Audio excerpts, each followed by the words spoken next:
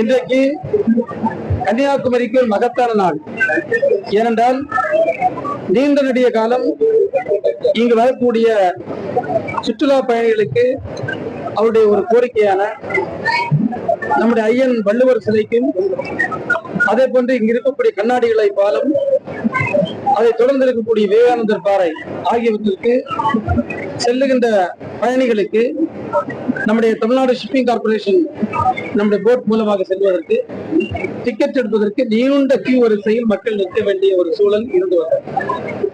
அதற்கு ஒரு முற்றுப்புள்ளி வைக்கக்கூடிய விதத்தில் நம்முடைய மாண்பு முதல்வர்களும் நம்முடைய மாண்புமிகு போக்குவரத்துறை சாலை போக்குவரத்துறை அமைச்சர் அவர்களும் எங்களுடைய கோரிக்கையை ஏற்று அதற்கான நடவடிக்கைகளை எடுத்து இன்று முதல் இந்த ஆன்லைன் சேவை ஆரம்பித்து வைக்கப்படுகிறது.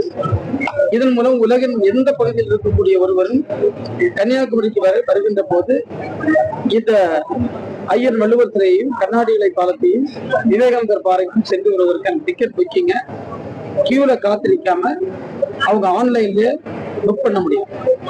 இது ஒரு மிகப்பெரிய ஒரு நல்ல திட்டம் இன்றைக்கு நிறைவேறியிருக்கிறது. இதனால கூட்ட நெரிசல் இங்கு குறையும். நீங்க பாத்தீங்கன்னா இந்த நம்முடைய குறிப்பாக இப்போது இருக்கக்கூடிய அந்த பிரிட்ஜ் கண்ணாடிகளை பாலம் வந்த பிறகு 50% பயணிகள் வருகை கூடியிருக்கிறார். அப்ப 7,000 8,000 வந்தது 12,000 13,000 என்று வரக்கூடிய சொன்ன சீக்கிரம் 15,000 மக்கள் வரக்கூடிய ஒரு நிலை ஏற்பட்டிருக்கிறது. இதுவரை பாத்தீங்கன்னா 16 லட்சத்துக்கும் மேற்பட்ட மக்கள் வந்து சென்றிருக்கிறார்கள்.